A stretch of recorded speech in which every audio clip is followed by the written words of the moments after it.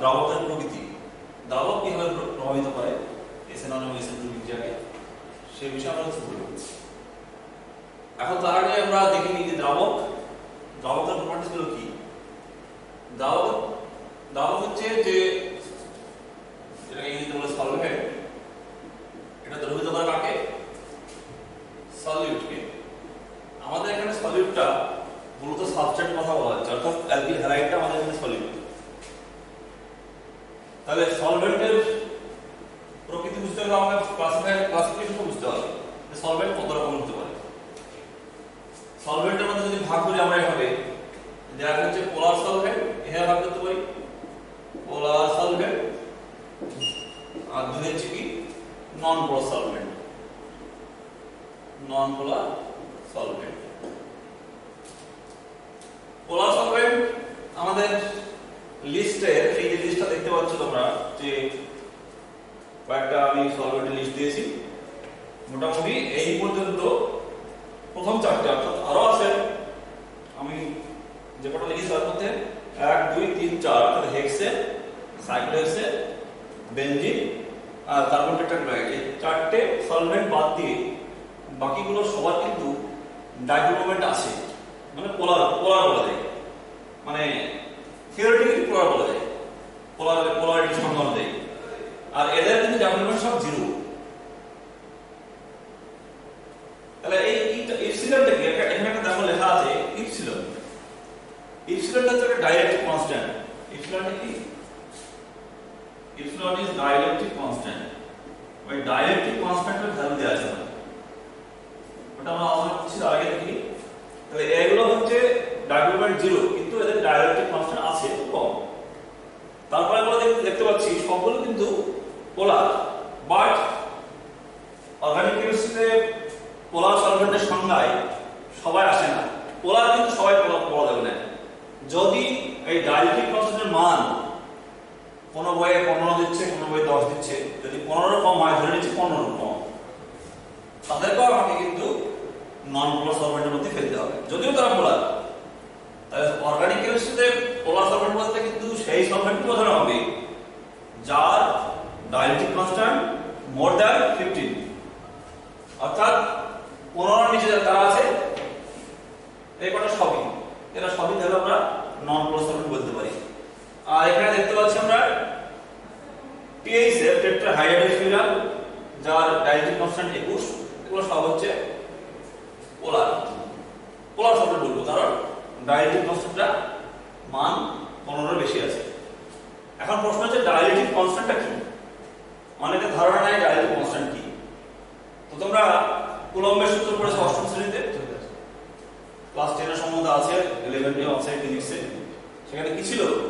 দুটি বিন্দু আধানের মধ্যে যে আকর্ষণ বা বিকর্ষণ বলের যে মান, সেই মানটা বিজ্ঞানী কুলম্ব একটা সূত্রের সাথে প্রকাশ করেন। আমি সূত্রের গাণিতিক রূপে লিখছি, F proportional to Q1 Q2 by R square, অর্থাৎ দুটো বিন্দু আধান, সেই বিন্দু আধানের যে আধানের প্রকৃতি একই রকম হতে পারে, আবার ভিন্ন ধর্মী হতে পারে, অর্থাৎ একটা দুটো পজিটিভ বা দুটো নেগেটিভ হতে পারে, বা একটা পজিটিভ একটা নেগেটিভ হতে পারে। তাদের মধ্যে যে আকর্ষণ বা বিকর্ষণের বলের মাত্রা, সেটা ডিপেন্ড করে কিসের উপর?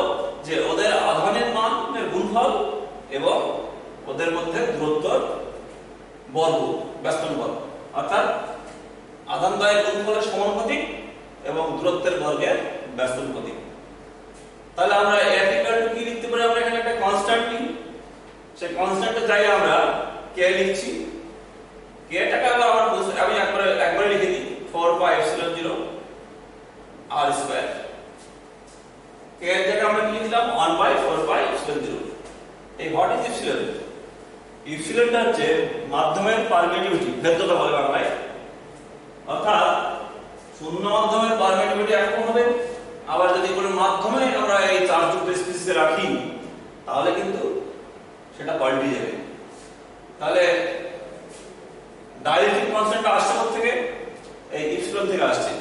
অর্থাৎ ডাইলেকট্রিক কনস্ট্যান্ট বা আমরা বলি রিলেটিভ পারমিটিভিটি, আপেক্ষিক ভেদ্যতা, সেটাকে আমরা ডি বা ডাইলেকট্রিক কনস্ট্যান্ট, এটা সলভেন্ট বাই শূন্য মাধ্যম।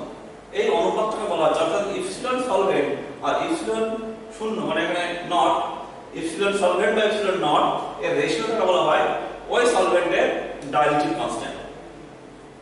তাহলে কোন সলভেন্টের ডাইলেকট্রিক কনস্ট্যান্ট যত বেশি হবে তত তার সলিউশন পাওয়ার বেশি হবে, বিশেষ করে পোলার সলভেন্টের সলিউশন পাওয়ার বেশি হবে। একটা কথা আছে কেমিস্ট্রিতে, লাইক প্রিফারস লাইক, লাইক প্রিফারস লাইক, মানে একই রকম জিনিস একই রকম জিনিসকে পছন্দ করে। এটা বাস্তব জীবনে দেখা যায়। তো পোলার সলভেন্টের আমি একটুখানি বললাম যে ডাইলেকট্রিক কনস্ট্যান্টের মান বা রিলেটিভ পারমিটিভিটির মান যদি 15 বেশি হয় তাহলে হচ্ছে পোলার সলভেন্ট বলবো, আর 15 কম হলে তাহলে বলবো নন পোলার সলভেন্ট। তো ডাইলেকট্রিক কনস্ট্যান্টের মান বেশি হলে কি হবে তারা সলিউশন করে, একটু সংক্ষেপে বলি যে এই সমীকরণে তোমরা দেখতে পাচ্ছ ই এর মান বেশি হলে কি হবে, ন্যাচারালি এর মান কমে যাবে। তাহলে ধরো দুটো চার্জ আছে, ধরো a প্লাস আর b মাইনাস চার্জ, তো এদের মধ্যে এটা আকর্ষণ কাজ হচ্ছে, এখন কাছাকাছি আছে। তাহলে কি হবে, সলভেন্টে যখন আমি ফেলবো এটাকে, তাহলে কি করবে যে সলভেন্টে যদি ডাইলেকট্রিক কনস্ট্যান্ট বেশি হয় তাহলে এদের মধ্যে আকর্ষণ বলটা খুব দ্রুত কমে যাবে, দ্রুত কমে দিয়ে কি করবে এই আধানটাকে বিচ্ছিন্ন করে দেবে। তাহলে যে সলভেন্ট যত সহজেই এই আধানকে বিচ্ছিন্ন করতে পারবে তারা হচ্ছে গুড সলভেন্ট, অর্থাৎ তারা হচ্ছে ভালো সলভেন্ট। তাহলে জল তুমি দেখো লিস্টটা দেখো যে সবথেকে এই লিস্টে যেগুলো আছে তার মধ্যে সবথেকে বেশি ডাইলেকট্রিক পার্সেন্টেজ জল H2 78, তাহলে এর এরকম পাওয়ার বেশি হবে, তাই না? যেমন NaCl যদি আমরা লিখি এখানে, NaCl এর কি হবে সলিউশন হয় তোমরা দেখেছো যে এর দুটো পার্ট আছে, পজিটিভ পার্ট আর নেগেটিভ পার্ট, Na+ আর Cl-। তো এরা ধরো একসঙ্গে কাছাকাছি আছে, তো এদেরকে জলে ফেলা হলো, কি হবে প্রথমে জলের দুটো পোল আছে, একটা পজিটিভ পোল, এরকম পজিটিভ পোলকে আমরা এখানে দেখাতে পারি। তাহলে পজিটিভ পোল অর্থাৎ হাইড্রোজেন পার্টটা কোন দিকে যাবে, বিপরীত আধানযুক্ত Cl- কে সলভেট করবে, সলভেট করে ওকে দূরে সরিয়ে নিয়ে যাবে। আবার অনুরূপভাবে ব্যাপারটা এরকম যে পজিটিভ পার্টটা, জলের পজিটিভ পার্টটা Cl-টাকে এইভাবে চারিদিক থেকে সলভেট করবে, আর নেগেটিভ জলের নেগেটিভ পার্টটা কি করবে যে অপোজিট আধানযুক্ত Na+ কে বাই ডোনেটিং ইলেকট্রন পেয়ার, অর্থাৎ ইলেকট্রন পেয়ার ডোনেশনের মাধ্যমে একটা ইন্টারঅ্যাকশন হবে, ইন্টারঅ্যাকশন হয় কি হবে এটাকে সলভেট করবে। তো যে সলভেট যত সহজে এটা করতে পারবে সেই সলভেন্টটা তত ভালো সলভেন্ট। কারা পারবে, যাদের ডাইলেকট্রিক কনস্ট্যান্ট বেশি। তাহলে ডাইলেকট্রিক কনস্ট্যান্ট বেশি হলে সেই সলভেন্টগুলো দ্রুত সলভেট করতে পারবে সলিডকে। এবার আমরা প্রশ্নটা আসি, এটা হচ্ছে এই বিক্রিয়ায় এই পোলার সলভেন্ট আর নন পোলার সলভেন্টের কি ভূমিকা আছে। আমি নন পোলার সলভেন্টের কোনো ভূমিকা নাই, এটা বাদ দিচ্ছি, আমি শুধু পোলার সলভেন্টের কথা বলবো। পোলার সলভেন্ট, এই পোলার সলভেন্টটার দুটো ভাগ আছে, এক হচ্ছে পোলার প্রোটিক সলভেন্ট আর দুই হচ্ছে পোলার অ্যাপ্রোটিক সলভেন্ট। পোলার প্রোটিক সলভেন্ট আমরা এখানে দেখলে বুঝতে পারবো, মনে রাখতে হবে যে সমস্ত সলভেন্টের সঙ্গে মধ্যে যদি কোনো ইলেকট্রোনেগেটিভ অ্যাটম থাকে বেশি, তাদের সঙ্গে সরাসরি যুক্ত যদি হাইড্রোজেন থাকে সেগুলো হচ্ছে প্রোটিক সলভেন্ট। কোথায় দেখিনি, এটা প্রোটিক সলভেন্ট, এখানে অক্সিজেনের সঙ্গে সরাসরি হাইড্রোজেন আছে, এটা protic solvent. Next protic solvent আছে water protic solvent, folic acid protic solvent. তো যেগুলো আমি গোল করলাম অর্থাৎ C2H5OH, এখানে লিখে নিলাম C2H5OH, CH3OH, HCOH, ওয়াটার, এগুলো সব হচ্ছে পোলার প্রোটিক সলভেন্ট। এই পোলার প্রোটিক সলভেন্ট সলিডকে কি হবে সলভেট করবে, তারা অক্সিজেন গ্রহণ করে দেবে, সেই সঙ্গে হাইড্রোজেন বন্ডিং এর সাহায্যে ওরা এক অ্যাটম এনাকে সলভেট করবে। আর পোলার অ্যাটমিক সলভেন্ট তারা তাহলে বাকি যেগুলো আছে এই গোল করলাম যেগুলো, তার বাকিগুলো হচ্ছে পোলার অ্যাটমিক সলভেন্ট, আমি বোর্ডে লিখে দিচ্ছি। যেমন ডাইমিথাইল সালফাক্সাইড দেখি যদি আমরা dimethyl sulphoxide, N methyl formamide, N dimethyl formamide. এখানে দেখো যে অক্সিডেশন কোনো ধরনের কোনো হাইড্রোজেন সরাসরি যুক্ত নেই, এরা হচ্ছে পোলার অ্যাপ্রোচ সলভেন্ট। পোলার অ্যাপ্রোচ সলভেন্ট কেবলমাত্র তার অক্সিজেন এর লোড ব্যালেন্স সাহায্যে শুধুমাত্র ক্যাটায়নকে কি করবে, সলভেট করবে, অ্যানায়নকে সলভেট করতে পারবে না। তাহলে এখানে কি হবে যে পোলার অ্যাপ্রোচ সলভেন্ট ক্যাটায়ন এবং অ্যানায়ন উভয়কে সলভেট করতে পারে, যে দ্রবীভূত করে।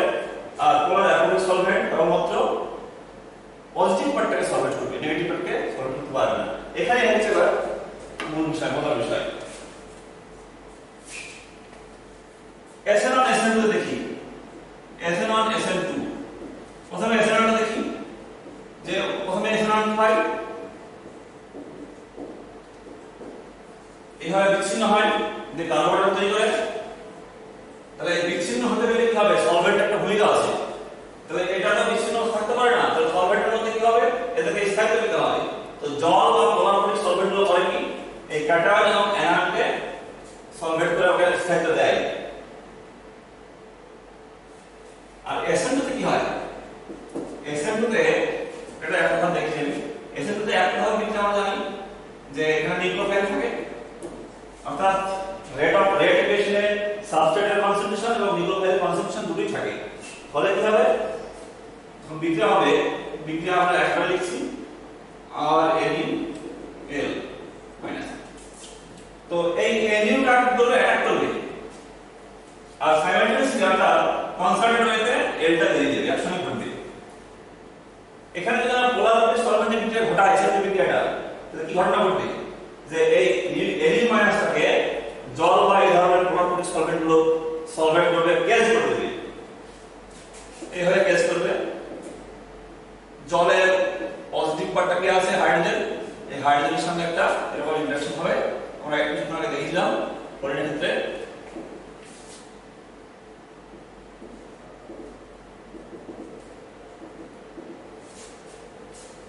এরকম গ্যাস করে দেবে, তাহলে গ্যাস করে দিলে কি হবে, অত স্পিড কমে যাবে।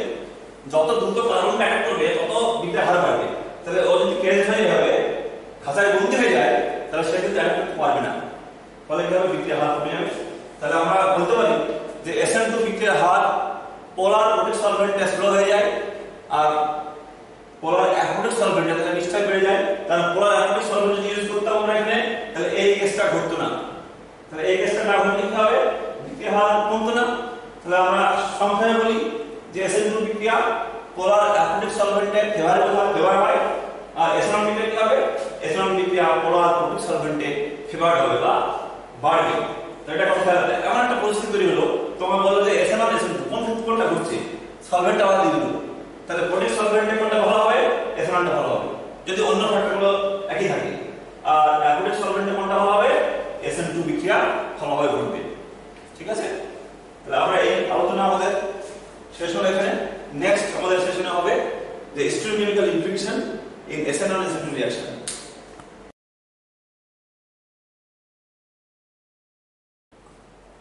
আমরা আগের সেশনে নেচার অফ নিউক্লিওফাইল নিয়ে কিছু কথা বললাম। এখন আমরা যে বিষয়টা আলোচনা করব সেটা হচ্ছে নেচার অফ লিভিং গ্রুপ, অর্থাৎ লিভিং গ্রুপের প্রকৃতি। তার উপর ডিপেন্ড করবে SN1 রিঅ্যাকশন বা SN2 রিঅ্যাকশনের রেট অফ রিঅ্যাকশন বা হার কেমন, বিক্রিয়া কেমন। তো সাধারণত আমরা প্রতিস্থাপন বিক্রিয়াটিকে আমরা এভাবে জেনারেলাইজ করতে পারি যে RX নিউক্লিওফাইল, আমরা বেটা এটাকে L দিচ্ছি, L for living group, it may be halogen, it may be others group. তাহলে নিউক্লিওফাইলটা করবে ওই Lটাকে প্রতিস্থাপন করে আর A গ্রুপ তৈরি করবে, এবং সেই সঙ্গে সঙ্গে Lটা প্রতিস্থাপন করে। তাহলে লিভিং গ্রুপটা, তাহলে এটা কি দেখতে পাচ্ছ, আর এর সঙ্গে লিভিং গ্রুপ যুক্ত আছে। লিভিং গ্রুপটা কিন্তু এক ধরনের নিউক্লিওফাইল। এখন SN1 এবং SN2 রিঅ্যাকশনে কিন্তু এই লিভিং গ্রুপের একটা বড় ভূমিকা আছে। কেন, যে আমরা ফর SN1 রিঅ্যাকশনে আমরা রেটটা কি লিখলাম, R = K * RL এটা, আর SN2 তে কি লিখলাম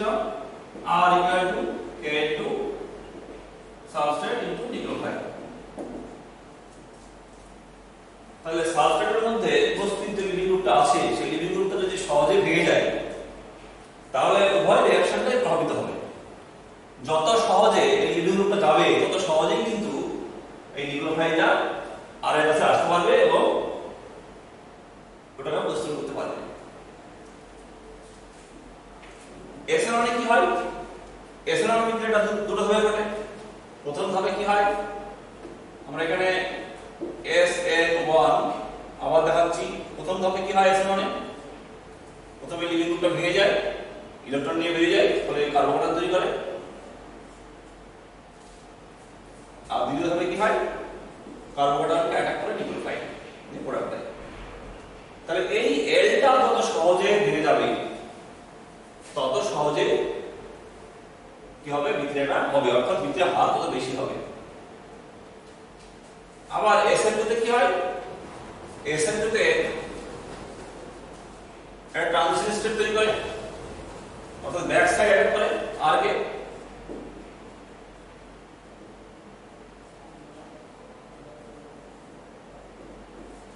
দিয়ে প্রোডাক্ট দেয় হবে। তাহলে এখানেও কিন্তু যত সহজে এলটা, অর্থাৎ এটা আমরা আরেকদিন এরকম একটা এনার্জি প্রোফাইল ডায়াগ্রাম দেখেছিলাম, এই ধরনের ডায়াগ্রাম, এটা এনার্জি টিএস অর্থাৎ ট্রান্সমিশন এনার্জি। তো এই এলটা যত সহজে বেরিয়ে যাবে তত সহজেই আর এই প্রোডাক্টটা দেবে।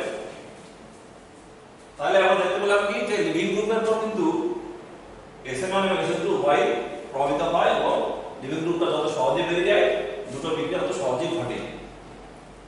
এবার আমরা সংক্ষেপে লিভিং গ্রুপের কোনটা বেশি ভালো লিভিং গ্রুপ, কোনটা উইক লিভিং গ্রুপ বা দুর্বল লিভিং গ্রুপ সেটা দেখব আমরা। আমরা এখানে কিছু লিস্ট দিয়েছি, সেই লিস্টে লিভিং গ্রুপগুলোর তালিকা দেওয়া আছে, মানে এগুলো সব দেওয়া আছে, তার সঙ্গে পিকে ভ্যালু দেওয়া আছে। কেন বলছি আমি,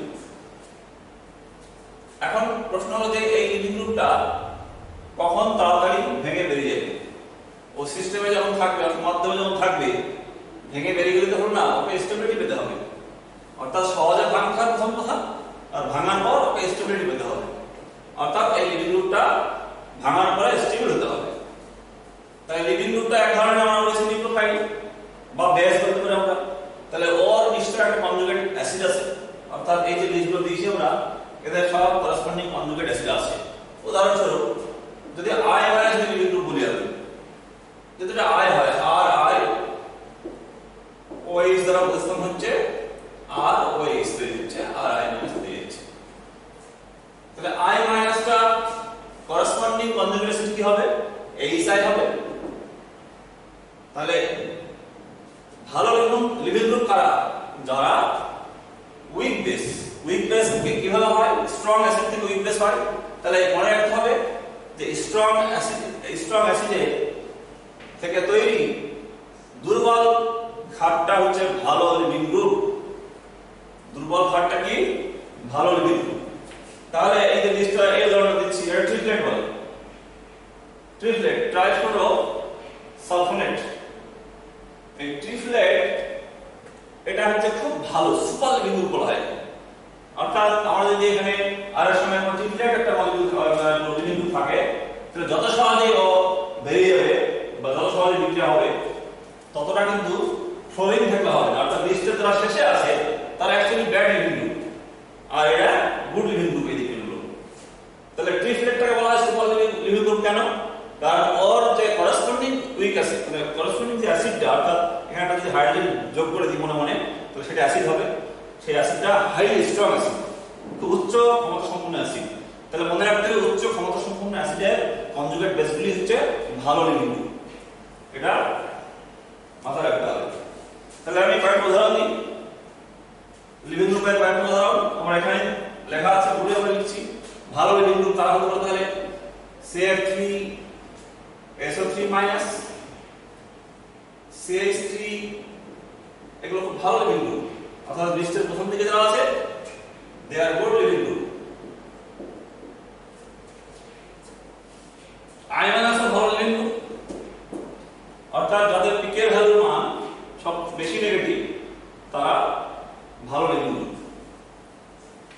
ক্লাস 12 এর পরীক্ষায় যেরকম দেয় যে লিভিং গ্রুপের ক্ষমতা নিয়ে সাজাও, দিয়ে হয়তো F minus Cl minus Br minus I minus. তাহলে আমরা কি দেখব, আমরা মনে মনে দেখে নিব যে এদের corresponding week acid corresponding acid গুলো কি। যে অ্যাসিডটা বেশি স্ট্রং হবে তার করেসপন্ডিং কনজুগেট বেসটা ভালো লিভিং হবে, এটা বলেছি আমরা। তাহলে HCl HCl HBr HI, তাহলে সবথেকে ভালো লিভিং গ্রুপ কি হবে? I minus. কেন? এর করেসপন্ডিং অ্যাসিডটা হচ্ছে স্ট্রং অ্যাসিড। তাহলে অ্যাসিডিটি যদি আমরা দেখি তাহলে এটাই অ্যাসিডিটি প্রবণতা। তাহলে লিভিং গ্রুপটা সবথেকে ভালো হবে I মাইনাস, তারপরে Br মাইনাস, তারপরে Cl মাইনাস, তারপরে F মাইনাস। এই একটা ফ্যাক্টর। আর একটা বলি সেটা হচ্ছে যে এই যে বন্ড এনার্জি অর্থাৎ লিভিং গ্রুপের সঙ্গে অ্যালকিল গ্রুপের যে কার্বনের যে বন্ড যত উইক হবে তত কি হবে? তাড়াতাড়ি লিভ করবে অর্থাৎ বেরিয়ে যাবে। যেমন ধরো RI RCl RBr এখানে RCl লিখলাম RF। তোমরা এখান থেকে দেখতে পাচ্ছ সবথেকে ভালো লিভিং গ্রুপ হচ্ছে I মাইনাস, সেটা আমি উদাহরণ বলেছিলাম। এখানে আমরা এভাবে বলতে পারি যে এই বন্ডগুলোর মধ্যে সবথেকে স্ট্রং বন্ড হচ্ছে এটা। তাহলে স্ট্রং বন্ড হওয়া মানে কি? ভাঙতে বেশি শক্তি লাগবে, ফলে এটা সবথেকে উইক লিভিং গ্রুপ এদের মধ্যে। F, তারপরে Cl, তারপর Br, তারপর I। একটা উদাহরণ দিচ্ছি, যেমন জল OH, ধরো এরকম আছে আর OH আছে। আমরা আগের সেশনে একটা বিক্রিয়া দিয়েছিলাম যে এর সঙ্গে আমি HCl এর বিক্রিয়া দেখাচ্ছি। যদি এটা প্রাইমারি আয়রন হয় তাহলে বিক্রিয়াটা সহজ হবে না। কেন হবে না? এখানে লিভিং গ্রুপ এটা Cl মাইনাস, আর এখানে কি আছে? Living group OH। আমরা জানি OH টা হচ্ছে ব্যাড লিভিং গ্রুপ, তাহলে লিস্টে শেষে আছে। তাহলে ব্যাড লিভিং গ্রুপ হলে কেউ সবাই যাবে না, সেজন্য ব্যাড থেকে আমাকে গুড করতে হবে। তার উপায়টা কি? তাহলে আমি একটা লুইস অ্যাসিড দেব, জিঙ্ক ক্লোরাইড দেব। আমরা সেই বিক্রিয়া দেখেছিলাম, লুকাসের জিঙ্ক বলে এটাকে। তো জিঙ্ক ক্লোরাইড দিলে কি হবে? যে একটা কমপ্লেক্স তৈরি হবে, প্রথমে এরকম কমপ্লেক্স তৈরি হবে। এই কমপ্লেক্সটা হলে কি হবে? যে অক্সিজেনের মধ্যে একটা পজিটিভ চার্জ চলে আসবে। পজিটিভ চার্জ চলে আসলে কি হবে? ও সহজে ভেঙে বেরিয়ে যাবে, বিক্রিয়া হবে। অর্থাৎ আমরা যদি OH গ্রুপকে অক্সিজেনের মাথায় যদি পজিটিভ চার্জ দিতে পারি বা এভাবে দেওয়া যায়, আমরা OH কে H+ দিয়ে, তাহলে কি হবে? এই লোন প্যাডটা দান করবে। এখানে যখন লোন প্যাডটা দান করবে জিঙ্ক ক্লোরাইডকে, এভাবে দান করে কি হবে? প্রোটনেটেড হবে। এবং প্রোটনেটেড হলে কি হবে? তখন দেখো লক্ষ্য করো যে জলটা কিন্তু এই OH এর থেকে অনেক উপরে আছে, এখানে আছে জলটা লিস্টে। অর্থাৎ যত উপরে থাকবে তত ভালো, তাড়াতাড়ি বেরিয়ে যাবে। সেই জন্য বলা হচ্ছে কি যে water as a living group is better than OH minus. এটা খেয়াল রাখতে হবে।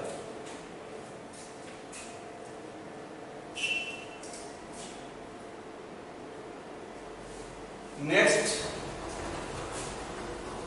আমরা যে বিষয়টা শুরু করব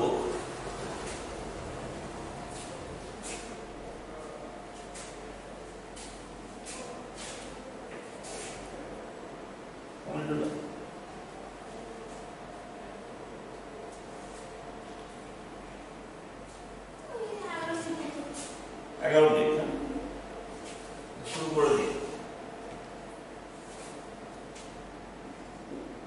লাস্ট পয়েন্ট আমাদের যে বিষয়গুলোর উপর SN1 এবং SN2 বিক্রিয়া প্রভাবিত হয় তার লাস্ট পয়েন্ট হচ্ছে কি?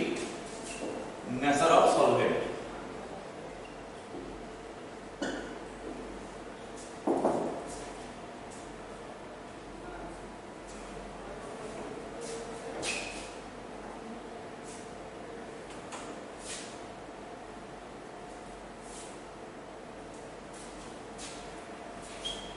বলতে হবে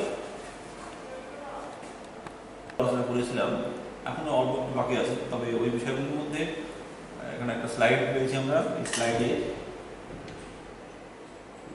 স্লাইডে SN2 রিঅ্যাকশন মূলত কভার করবে। আমরা জানি SN1 বিক্রিয়াটা শুধুমাত্র সাবস্ট্রেট, লিভিং গ্রুপ আর সলভেন্ট উপর ডিপেন্ড করে। আর নিউক্লিওফিলিকের যে ভূমিকাটা আছে সেটা SN2 আছে। তো আমার মনে হয় SN2 বিক্রিয়ার স্লাইডগুলো দেখলে তোমাদের এটা অনেকটা ক্লিয়ার হবে। কোনটা এটা দিলাম এটা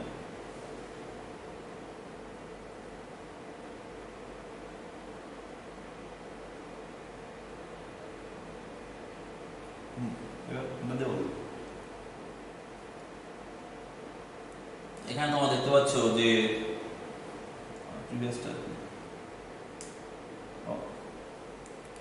এটা অ্যালডিহাইড, এই ওয়াই ব্রাঞ্চ তোমরা যেটা দেখছো এটা হচ্ছে নিউক্লিওফাইল, ঠিক আছে। সাবস্টিটিউশন রিঅ্যাকশন হচ্ছে, নিচেরটা অবশ্যই রিঅ্যাকশন রিঅ্যাকশন। নেক্সট ক্লাসে আমি হয়তো আলোচনা করবো প্রতিস্থাপন এবং অপনয়ন বিক্রিয়াটা কম্পিটিটিভ হইতে হয়, অর্থাৎ পাশাপাশি ঘটে। কথাটা আমার বলা হয়নি, এখনো বলবো আমরা সামনের দিন। তো যাই হোক, তোমরা এখানে নজর রাখবে যে এটা প্রতিস্থাপন বিক্রিয়া প্রথমটা। আর এখানে যে দেখতে পাচ্ছ নীল যে ক্লাউড মনে হচ্ছে এটা নিউক্লিওফাইল, আর লিভিং গ্রুপটা এখানে এক্সটা ইলেকট্রন আস্তে আস্তে বন্ডটা ব্রেক হচ্ছে, পালাচ্ছে। আর এটা ইলেকট্রন ক্লাউড নিয়ে নিউক্লিওফাইলটা এগিয়ে আসছে। এই কার্বনের যে হলুদ, এটা একটা অরবিটাল, ওটা ভ্যাকান্ট পি অরবিটাল, কারণ এই কার্বনটা আবার কি sp2 হাইব্রিডাইজ। SN2 রিঅ্যাকশন এখানে মেকানিজম তোমরা বোর্ডে দেখেছো, হয়তো বোর্ডটা অপরিষ্কার থাকার জন্য অনেকে বুঝতে পারোনি, আজকে ভালো করে দেখে নাও যে এটা নিউক্লিওফাইল ওএইচ মাইনাসটা, এখানটা মিথাইল ব্রোমাইড। আমি এই বিক্রিয়াটাই দেখেছিলাম প্রথম সেশনে, যেদিন সম্ভবত গতকালকে পরশুদিন। তো এই কার্বনটা, এটা কার্বন সেন্টার, এখানে অ্যাটাক হচ্ছে কে, এই ওএইচটা অ্যাটাক করবে আর ব্রোমিনটা পালাবে। SN2 রিঅ্যাকশন যেহেতু, সেজন্য এটা একভাবে ঘটবে, একটা ট্রানজিশন স্টেটের মধ্যে দিয়ে হবে। এটা ট্রানজিশন স্টেট, এটা তোমরা দেখতে পাচ্ছ এই কার্বনটা কিন্তু sp2 হাইব্রিডাইজড সংক্রায়িত। আর এটা একটা পেন্টাভ্যালেন্ট বলাটা হবে না, কোয়াসি পেন্টাভ্যালেন্ট স্টেট, অর্থাৎ কার্বনের সেন্টার কার্বন পরমাণুর চারিদিকে 5টা গ্রুপ আছে, 3টে হাইড্রোজেন আর ইনকামিং নিউক্লিওফাইল, এবং সেই সঙ্গে সঙ্গে লিভিং গ্রুপ। নেক্সট কি দেখছি আমরা, নেক্সট থেকে ট্রানজিশন স্টেট থেকে ব্রোমিনটা বেরিয়ে গেল, দিয়ে যে প্রোডাক্টটা পাওয়া গেল তার গঠনটা তুমি ভালো করে লক্ষ্য করো, কনফিগারেশনটা কিন্তু পুরো আলাদা, উল্টো। এর কনফিগারেশনটা যা দেখছো তুমি, ওইটা ইনভার্টেড কনফিগারেশন, অর্থাৎ উল্টানো ছাতার মতো। আমি আগের দিন বলেছিলাম ঝড়ে যেমন ছাতা উল্টিয়ে যায়, ওই রকম কন্ডিশন হয়েছে। নেক্সট এটা হচ্ছে তোমার SN2 বিক্রিয়ার ডায়াগ্রাম, এনার্জি প্রোফাইল ডায়াগ্রাম দেখতে পাচ্ছ তোমরা। এটা যে ট্রানজিশন এনার্জি, আমরা এখানে দেখি, দ্বিতীয় ছবিটা দেখি ভালোভাবে বোঝা যাবে যে এই জায়গাটা হচ্ছে তোমার সাবস্ট্রেটের এনার্জি। সাবস্ট্রেটের যখন বন্ড ভাঙতে শুরু করবে, অর্থাৎ লিভিং গ্রুপটা তখন ভাঙতে শুরু করবে, অর্থাৎ বন্ডটা ব্রেক করবে যখন, তখন ওর এনার্জিটা বেড়ে যায়, আমরা জানি। কারণ এনার্জি দিলে সিস্টেমে কি হয়, যে সিস্টেম এনার্জি বেড়ে যায়, গতিশক্তি বেড়ে যায়, ফলে এখানে দেখতে পাচ্ছি পিক দেখতে পাচ্ছি, অর্থাৎ এনার্জিটা বেড়ে গেল। এখান থেকে এই পর্যন্ত এনার্জিকে বলা হয় অ্যাক্টিভেশন এনার্জি, লেখা আছে এখানে অ্যাক্টিভেশন এনার্জি। এই এনার্জিটা পেলে বন্ডটা ভাঙবে, অর্থাৎ বন্ডটা ভাঙতে শুরু করেছে বিয়ারটা, আর ওইটা ইলেকট্রন দিয়ে বন্ড তৈরি করতে শুরু করেছে, দিয়ে আস্তে আস্তে ব্রোমিনটা ভেঙে বেরিয়ে যাবে, আর বন্ড ফর্মেশনটা তখন বেশি হারে হবে, ফলে আস্তে আস্তে এনার্জি কমবে। কারণ আমরা জানি বন্ড ফর্মেশন হলে কি হয়, এনার্জির মুক্তি ঘটে, ফলে প্রোডাক্ট তৈরি হওয়ার পর কি হবে, দেখা যাচ্ছে যে এনার্জিটা ফল হয়ে গেল, মানে কমে গেল। এটা হচ্ছে প্রোডাক্ট এনার্জি লেভেল। কাইনেটিক্স তো তোমরা জানো যে এটা সেকেন্ড অর্ডার কাইনেটিক্স ফলো করে, অর্থাৎ অর্ডার অফ রিঅ্যাকশন বা মলিকুলারিটি 2, কারণ এখানে মিথাইল ব্রোমোমিথেন আর ওএইচ গ্রুপ মাইনাস, যেটা আছে নিউক্লিওফাইল, দুটোর উপর ডিপেন্ড করে। দেখতে পাচ্ছ রেড সমান কি, রেড সমান K ইনটু অ্যালডিহাইড সাবস্ট্রেট, আর সেই জন্য নিউক্লিওফাইলের সাথে কি প্রোডাক্ট, এই দুটোর গুণফলটা হচ্ছে রেড ডিপেন্ড করে। তো যাই হোক, এখানে দুটো পার্টিসিপেট করছে, ওই জন্য অর্ডারটা হলো 2 হলো। এটা অরবিটাল চিত্রটা দেখানো হচ্ছে, এটা দরকার না তোমাদের। Synthetic utility of SN2 reaction তোমার বইয়ে এগুলো দেওয়া আছে, দেখে নিবে। আমি মুখে বলে দিচ্ছি, ইথাইল ক্লোরাইড নিউক্লিওফাইল থেকে ওএইচ, প্রোডাক্টটা কি হলো, অ্যালকোহল। তারপরে কি আছে, SH মাইনাস, এটা প্রোডাক্ট হলো থায়োল তৈরি হলো, ব্রোমিনটা বেরিয়ে গেল। তারপরে iodine, ethyl iodide RO minus, একটা ইথার তৈরি হলো। RS হলে থায়োল তৈরি হবে, ইথারের মধ্যে একটা কম্পাউন্ড, কিন্তু সালফার আছে অক্সিজেনের জায়গায়। এখানে ethyl chloride amide base nucleophile যুক্ত হলো। এগুলো সব বই দেওয়া আছে, তোমরা দেখে লাস্ট দিনের প্রবলেম করার সময় বলবো। স্টিরিওকেমিস্ট্রি আমাদের এটাই বাকি আছে আমাদের এখনো। এটা আমরা নেক্সট দিন আলোচনা করবো আশা করছি, সেদিনে বিস্তারিত আলোচনা করবো, অথবা আজকে দেখে নাও, সুবিধা হবে বুঝতে। স্টিরিওকেমিস্ট্রি কি? SN2 ওয়ার্ল্ড ইনভার্সন হচ্ছে, ইনভার্সন মানে উল্টে যাওয়া, কনফিগারেশনটা উল্টানো, ওটাকে বলা হয় ইনভার্সন, ওয়ার্ল্ড ইনভার্সন। এখানে দেখো যে অরবিটাল পিকচার দিচ্ছে, কার্বনের এই যে অরবিটাল, এটা vacant P orbital, P orbital. এই পি অরবিটালটা কিন্তু বিক্রিয়া হওয়ার আগে কিন্তু sp3 অবস্থা আছে, sp3 স্টেট। যখনই বিক্রিয়া শুরু হবে, ট্রানজিশন চলে আসবে, তখন কিন্তু একটা পি ক্যারেক্টার বেড়ে যাবে। পি ক্যারেক্টার বাড়লে কি হবে, যে নিউক্লিওফাইলটা ভ্যাকান্ট পি অরবিটালে অ্যাপ্রোচ করবে আর লিভিং গ্রুপটা বেরিয়ে যাবে। দেখি হবে প্রোডাক্ট তৈরি হবে, প্রোডাক্ট তৈরি হওয়ার পরে কিন্তু আবার দেখা যাবে যে এই অরবিটালটা কিন্তু আবার sp3 কন্ডিশনে চলে আসবে। অর্থাৎ তখন কার্বনের 4টে বন্ডের যে প্রকৃতি sp3 অরবিটাল। এটা ইনভার্সন হচ্ছে, কনফিগারেশনটা পুরো উল্টে যাচ্ছে, দেখতে পাচ্ছ। এখানে একটা দেখো যে আর লেখা আছে, আর কনফিগারেশন। যদি ক্লাস 11 এ পড়ে থাকো তোমরা, খেয়াল থাকলে ভালো যে এর কনফিগারেশন আর মানে এখানে ব্রোমিন, কার্বনের চারিদিকে 4টে ডিফারেন্ট গ্রুপ আছে, ফলে এরা অপটিক্যাল আইসোমেরিজম শো করবে। ফলে এর কনফিগারেশনটা কি হবে দেখি। ব্রোমিন আছে এখানে, ব্রোমিনটা লিভিং গ্রুপ, তার সঙ্গে আছে আর অ্যালকিল গ্রুপ। আর এর মানটা আমি জানি না এখানে কি আছে, CH3 মিথাইল মূলক আর হাইড্রোজেন। এটা আর লিখছে, তার মানে নিশ্চয়ই এটা 1 নম্বর, ব্রোমিনটা অবশ্যই 1 নম্বর প্রায়োরিটি গ্রুপে, যেটা আমরা RS নম্বর ক্লাস সামনে দিন শেখাবো। নেক্সট হবে CH3, অবশ্যই এখানে এইচটা সামনে দেওয়া আছে, লোয়েস্ট প্রায়োরিটি পিছনে দেওয়া উচিত। যাকে কনফিগারেশনটা আমরা যদি হিসাব করি তাহলে দেখা যাবে এটা আর হবে। দেখো লক্ষ্য করো, প্রোডাক্ট হওয়ার পরে কিন্তু এটা এস হয়ে গেছে, তার মানে ইনভার্সন হয়েছে। যেদিকে লিভিং গ্রুপ ছিল তার উল্টো দিকে নিউক্লিওফাইল চলে এসছে, ওএস গ্রুপ চলে এসছে। ফলে যেহেতু ডিফারেন্ট গ্রুপ, সেজন্য এর ইনভার্সন, এর কনফিগারেশনটা পুরো আবার উল্টো হয়ে গেছে। এটা তাই আমি এখন যেটা আলোচনা করলাম ফ্যাক্টর ইনফ্লুয়েন্সিং SN2 রিঅ্যাকশন, সেগুলো আবার একটু সংক্ষেপে দেখে নাও। সাবস্ট্রেট স্ট্রাকচার লেস বাল্কি, আগের দিন গতকাল আলোচনা করেছিলাম এটা, যে প্রাইমারি সব থেকে ভালো হয়, অর্থাৎ মিথাইল ব্রোমাইড বা মিথাইল হ্যালাইড হলে সব থেকে ভালো হয় SN2 রিঅ্যাকশন। নেক্সট হবে প্রাইমারি, সেকেন্ডারি, টারশিয়ারি হবে চলে। Versus to stabilise the valence state, এই দুটো ফ্যাক্টর আছে। হ্যাঁ, এখানে দেওয়া হয় দেখো যে প্রাইমারি, এটা মিথাইল ব্রোমাইড, এটা প্রাইমারি হ্যালাইড, এটা সেকেন্ডারি, এটা টারশিয়ারি। আমি আগে বলেছিলাম যে স্টেরিক হিন্ড্রান্সের প্রতি SN2 বিক্রিয়াগুলো খুব সেন্সিটিভ, যে সাবস্ট্রেটে যত স্টেরিক হিন্ড্রান্স বেশি হবে তত কি হবে, সেখানে SN2 বিক্রিয়ার হার কমে যাবে। এখানে স্টেরিক হিন্ড্রান্স মানে কি, যে এই কার্বনের সঙ্গে দেখো যে কার্বনকে অ্যাটাক করবে নিউক্লিওফাইলটা, সেখানে বড় বড় মিথাইল গ্রুপ আছে। ফলে নিউক্লিওফাইলটা যখন ইলেকট্রন পেয়ার নিয়ে আসবে তখন রিপালশন হবে এই গ্রুপ দ্বারা। কিন্তু এখানে কিন্তু বড় বড় গ্রুপ নয়, একটা কার্বন আছে, তার সঙ্গে 3টে হাইড্রোজেন আছে। ফলে এখানে বিক্রিয়াটা 150, এখানে রিলেটিভ রেটটা দিয়েছে 150, সেখানে তার সাপেক্ষে প্রাইমারিটা হচ্ছে 1, আর এগুলো অত্যন্ত কম 0.008, আর এটা তাই আনরিঅ্যাক্টিভ, কারণ এত বড় বড় গ্রুপ আছে, ওই নিউক্লিওফাইলটা এখানে প্রবেশ করতে পারবে না। এটা অরবিটাল পিকচারের সাথে দেখানো হচ্ছে মডেলের সাহায্যে, যে কোনটা বড়। দেখো এটা কত সাইজে ছোট, ব্রোমিন, এটা লালটা ব্রোমিন, এদিক থেকে নিউক্লিওফাইলটা আসবে, আর হাইড্রোজেন অনেক ছোট, আসতে তো অসুবিধা নেই। এটা হচ্ছে প্রাইমারি হ্যালাইড, এখানে কিন্তু একটা মিথাইল গ্রুপ আছে, ফলে সামান্য অসুবিধা হবে, সেই জন্য এর তুলনায় রেটটা কম। 3 নম্বরে কি আছে, 3 নম্বরে দেখতে পাচ্ছি 2টো মিথাইল গ্রুপ আছে, দেখতে পাচ্ছ, আর একটা ব্রোমাইড লিভিং গ্রুপ আছে, হাইড্রোজেন একটা আছে। এক্ষেত্রে কিন্তু রিপালশন বাড়বে আগের দূর তুলনায়, ফলে এখানে রেট অফ রিঅ্যাকশনটা কমে যাবে। আর এখানে দেখতে পাচ্ছি 3টে মিথাইল গ্রুপ আছে, সুতরাং এখানে বিক্রিয়া হবে না, হয় না বলে চলে। এখানে আর একটা উদাহরণ দেওয়া আছে, দেখে নিয়ে বাড়িতে, এটা রেটটা দেওয়া আছে হবে। Effect of nucleophile, আজকে যেটা আলোচনা করলাম, effect of nucleophile, the nucleophilicity may be correlated with the availability of electron pairs with each of which it is not. অর্থাৎ যে নিউক্লিওফিলিসিটি হচ্ছে যে তার কার্বনের সঙ্গে যুক্ত হওয়ার ক্ষমতা, কার্বনকে ইলেকট্রন পেয়ার দান করার ক্ষমতা, এটা একটা কাইনেটিক ফিনোমেনন। হ্যাঁ, ট্রানজিশন নিউক্লিওফিলিক স্ট্রেট দেখো, লক্ষ্য করো, এইটাই আমি বোর্ডে কিন্তু এক্স্যাক্টলি এটা দিয়েছিলাম, যে increase down period table as size of fluorescent increase. অর্থাৎ উপর থেকে, অর্থাৎ গ্রুপ বরাবর প্রথম দেখবে, তখন সাইজ বাড়বে, পোলারাইজেবিলিটি বাড়বে, ফলে নিউক্লিওফিলিসিটি বাড়বে। কনজুগেট অ্যাসিড বেস পেয়ার, এখানে দেখো এটা ডিপেন্ড করছে বেসিসিটির উপর, এটা ঠিকই আছে। নেক্সট পোলারাইজেবিলিটি এন্ড নিউক্লিওফিলিসিটি, এটা কথা বলেছিলাম, পোলারাইজেবিলিটি বাড়লে নিউক্লিওফিলিসিটি বাড়বে, লেখা আছে এখানে। আয়োডিনটা মোর পোলারাইজেবল, সেই জন্য তাড়াতাড়ি বিক্রিয়া হচ্ছে। ফ্লোরিনটা খুব হার্ড বেস, আকারে ছোট, পোলারাইজেবিলিটি কম, ফলে লিটিল বন্ডিং হচ্ছে এখানে। এখানে কিছু উদাহরণ দেওয়া আছে, এই উদাহরণগুলো ভালো করে দেখে ভিডিওটা, যে এফেক্ট অফ নিউক্লিওফাইলের কিছু বিক্রিয়ার উদাহরণ। এখানে কি আছে, মিথাইল আয়োডাইড, এখানে যা আছে মিথক্সাইড আয়ন আর এখানে মিথাইল অ্যালকোহল, এই দুটোর মধ্যে কোনটা ভালো নিউক্লিওফাইল? দেখো প্রথমটা র্যাপিড রিঅ্যাকশন হচ্ছে আর দ্বিতীয়টা ভেরি স্লো হচ্ছে। কেন? যে চার্জ, আমি আগে বলেছি চার্জ স্পিসিস যুক্ত যে গ্রুপগুলো আছে চার্জ থাকবে মাথায়, সেগুলো মোর স্ট্রং নিউক্লিওফাইল।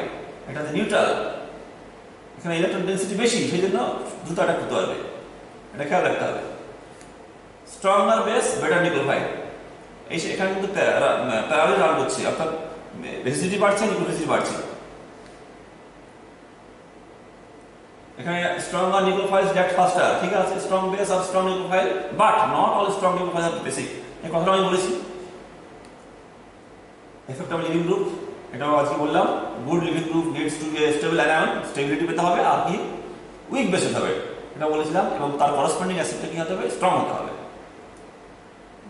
দেখো লিভিং গ্রুপের যে প্রবণতা F মাইনাস যদি এক হয়, অর্থাৎ উইক লিভিং গ্রুপ, TOS এটা টোসাইলেটেড হবে, এটা 60,000 অর্থাৎ 60,000 টাইমস বেশি তার তুলনায়, এই এফের তুলনায়। কারণ বুঝতে পারছো যে আমি এখানে একটা লিস্ট দিয়েছিলাম, তোমাদের ভিডিওতে দেখবে যে প্রথম দিকে যারা ছিল তারা হচ্ছে গুড লিভিং গ্রুপ, আর এর যে করসপন্ডিং অ্যাসিডটা স্ট্রং অ্যাসিড, তাহলে লিভিং গ্রুপ রিঅ্যাক্টিভিটি সবথেকে বেশি হবে টোসাইলেটেডের মধ্যে, তারপরে আয়োডিন, তারপরে ব্রোমিন, তারপরে Cl, তারপরে F মাইনাস।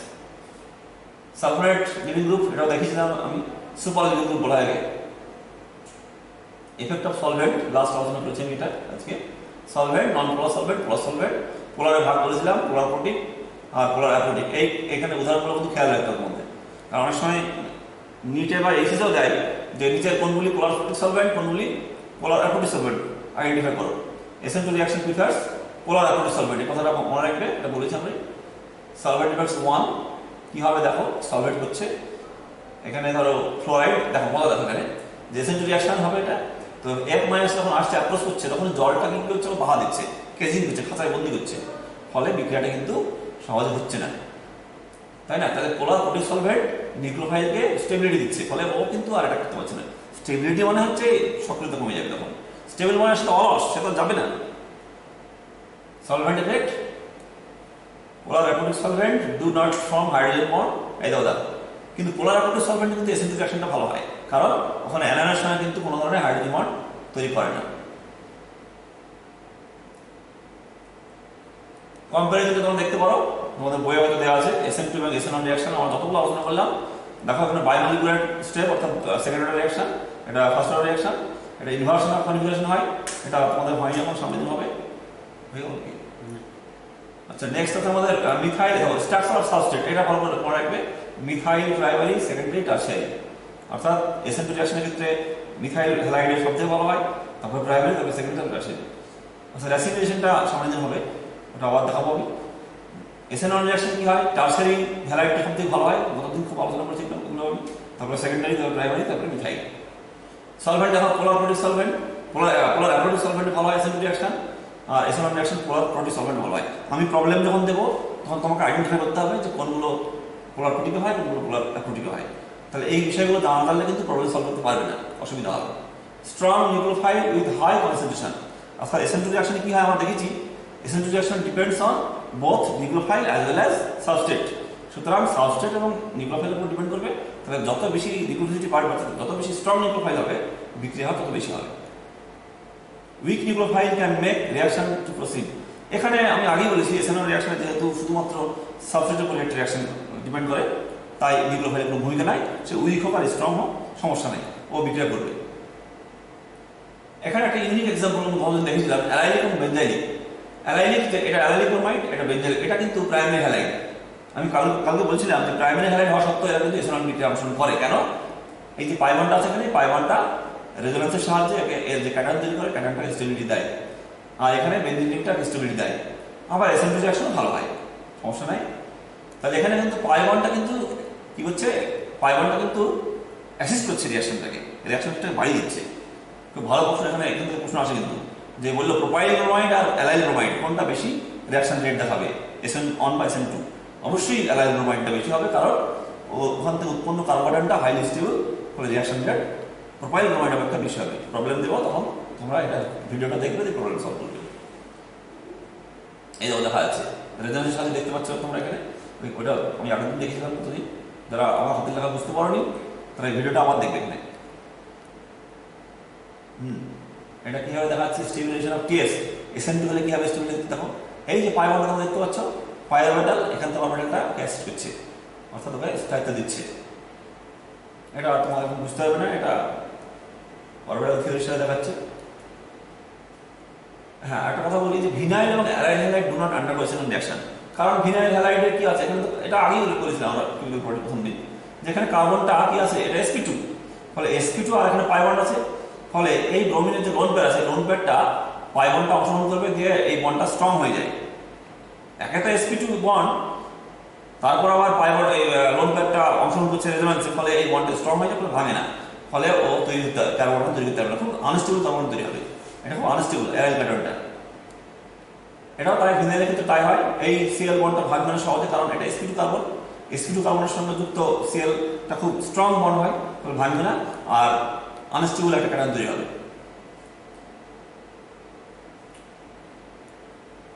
এইটা দেখো তুমি এটা অনেক সময় খুব সুন্দর দেয় দেখেছি বইয়ে যে টারশিয়ারি ব্রোমাইড সবই কিন্তু টারশিয়ারি ব্রোমাইড এটা রেট হচ্ছে 1 এটা 10⁻⁶ খুবই কম এটা 10⁻⁴ আরো কম এরকম হচ্ছে কেন এগুলো হচ্ছে নন ক্লাসিক্যাল কার্বন এগুলো সহজে গঠিত হয় না খুব আনস্টেবল কার্বন তৈরি করে কারণ এখানে দেখতে পাচ্ছ তোমরা খাঁচার মতো চেহারা প্লেনার হবে প্লেনার হচ্ছে না অর্থাৎ কার্বন তৈরি হওয়ার পর তো প্লেন হতে হবে এই জায়গাটায় যেহেতু এটা রিজিড স্ট্রাকচার সেজন্য প্লেন হওয়ার সুযোগ নাই এগুলো তৈরি হয় না সহজে সেই জন্য রেট অফ রিঅ্যাকশনও কিন্তু কম এটা সব থেকে বেশি বিয়ের মধ্যে এটা বেশি এটা সব থেকে কম এটা একটা রিজিড স্ট্রাকচার ওখানে সহজে কার্বন তৈরি হবে না এন্ড অফ দ্য স্লাইড ঠিক আছে